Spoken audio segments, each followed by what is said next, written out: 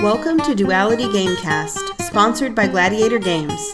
Today's Battle Royale episode features Trains, Blackbox Edition.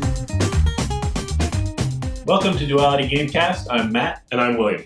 Today is our fourth installment in our review of the AEG Blackbox. This is the big one. This is the game Trains. Let's see how it plays. Trains is a deck building game. It shares a lot of commonality with Dominion. Check out its review right here. In the meantime, let me explain to you how this game works. On it, you start with a hand of 5 cards, and you play them from your hand, or play all the cards from your hand.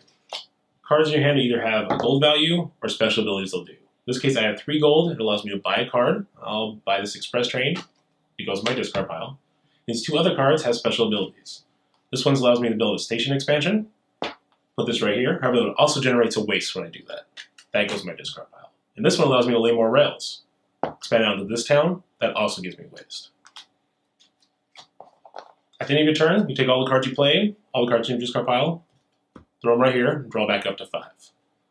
If you ever need to draw and you can't, you simply shuffle your discard pile and draw.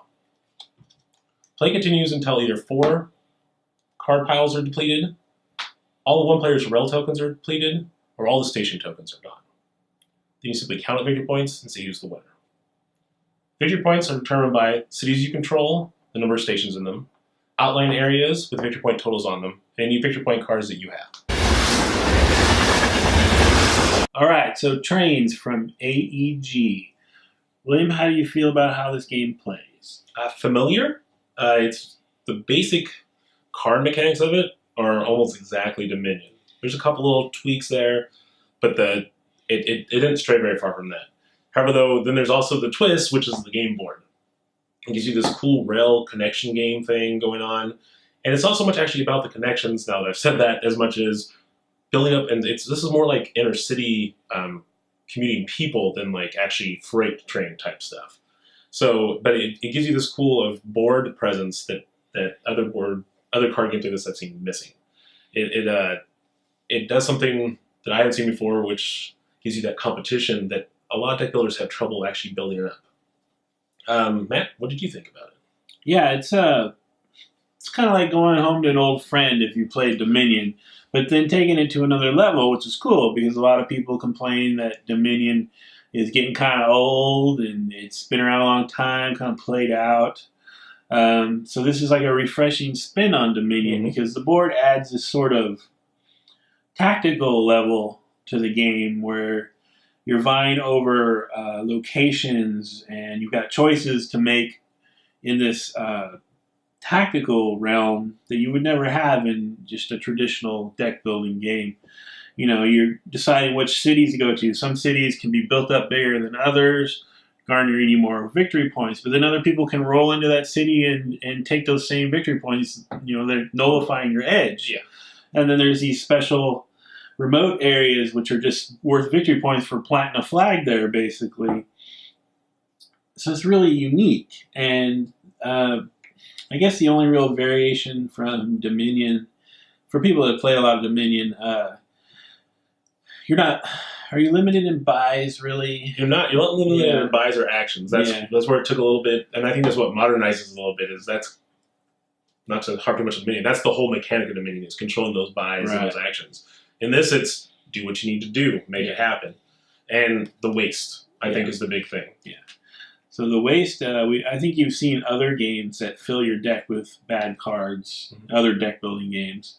Dominion only kind of had that in expansions or certain cards would put stuff in your deck, where this is just an actual fundamental part of the game. So it's a choice you got to make.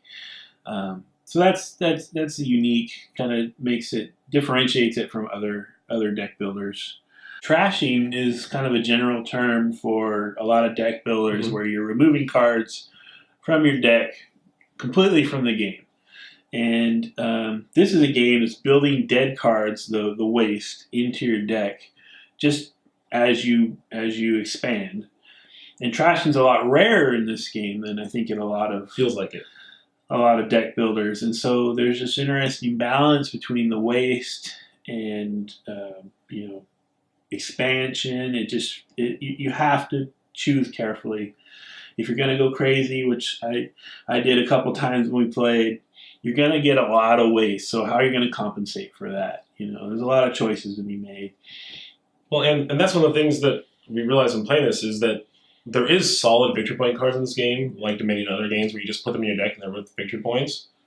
And I played a game where I didn't train at all. I didn't expand, I didn't build. I focused entirely on just money generation and that, and it was viable. Yeah. Mind you that it's only really viable in a small team or small group setting. In an actual 4-player game, I don't think it would work as well. But it shows that there's still that deck building roots into it. You can still play it kind of action-y, dominion-y, trying to get extra buy, or try to get extra money, try to get extra things, draw extra cards, and go that route.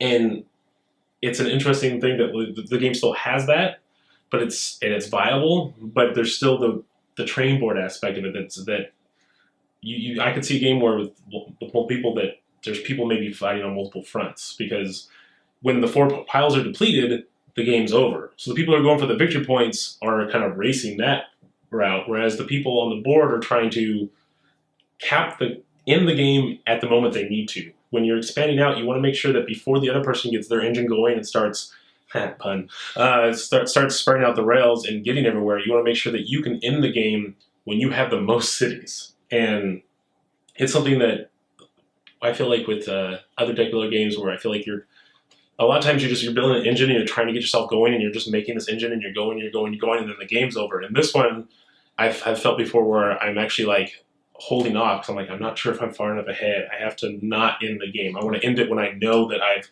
built my 3rd place in the city, so it's worth the most amount of points, so I can net the most, because I can see someone else building their tracks every turn towards that city, and I know that in a couple turns they're going to negate it. Yeah. So I think that's a fun aspect of it, that you can get some actual board presence.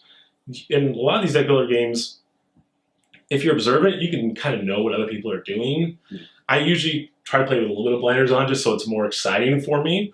But with this, you actually can see how the other people are doing on the board, and I think it adds an extra level of kind of tactileness to the game that you don't normally get. Yeah, I think it helps you visualize people's strategies. But what I did notice is I never really had a complete feel for who the leader was. I felt like at the end of every game we played, when we figured out points, I didn't really know for sure which way it was going to go until we totaled them all up. I think it's because of the victory point cards, because that's not your focus. Like, once again, with the minions, when we keep comparing it to, you're like, okay, he's bought 3 duchies. I know how many points he has. And this one, you're focusing on the board, and you can see everything else too. Nothing's hidden. But because there's, I think, kind of 2 planes of play, yeah, I enjoyed it because it seemed a little bit more surprising to me at the end. And there's a couple cards in the base set, and I think there's probably more in the big Rising Sun expansion that create victory points while you play them. Tourist Train, I think, was one of them. Yeah, that's them. So there are ways to make victory point gaining engines just from playing cards too. So that's another cool avenue, and I think really adds to the replayability. And speaking of replayability, you get 2 boards in the base game. Yeah, double-sided. Double-sided, so different layouts, which is nice. And then there's a whole Giant Trains Rising Sun expansion, which comes with another double-sided board and a whole standalone set of cards. And then there's 2 sets of just boards. So there's like a ton of ways to mix this game up, both in cards and, because of the board element, in layout. So lots of replayability. I agree. So what did you think about the art and design of it? So the board looks like, it reminds me of like a turn-based computer game. Kind of Civilization-y, I don't know, old hex-based, turn-based game from I might have played on a PC, which is fine. Everything's really clear and it does what it needs to do. So it doesn't excite me, but it's functional. The card art's nice. How do you break this down, right? It's pictures of trains, yes, or guys working around trains. But sometimes it's at a different angle of the train. Yeah. So they're real nice. They're really clean, but it's not like dragons flying around or anything. And the trains at least appear to be a little bit in motion. I know this is the original version of this game had like a lot of just stationary front, straight on pictures of trains. I know that was incredibly boring looking. Yeah. But yeah, the art's fine for the cards. Like, I mean, I have no complaint on the quality of it. It's just, yeah, how do you make just a bunch of pictures of trains and tunnels look interesting? Which is really funny when you think about it, because Dominion always gets knocked for, just having this real generic medieval theme, and you don't feel the theme in the game, yada, yada, yada. And here's this game that's like, just doesn't care. Our game's just about trains. It's about building buildings and train routes. And I mean, how much more mundane can you get? But the theme works perfectly. Yep. So maybe that's because of the board integration too. Yeah, but I can't complain about the art or the component quality. You get your little wooden guy, your little wooden markers. There's no pizzazz, but it's clean and it's well made. Yep. And because I like this game, totally fine with it. I agree. Trains is a game that AEG's had around for a while, and we got it through the Blackbox. And unlike the other games in the Blackbox, they didn't reskin this game. They gave us the real game, the complete game, which is saying a lot because it's a nice set, a lot of cards, nice boards, nice pieces. And I am completely thrilled with this game.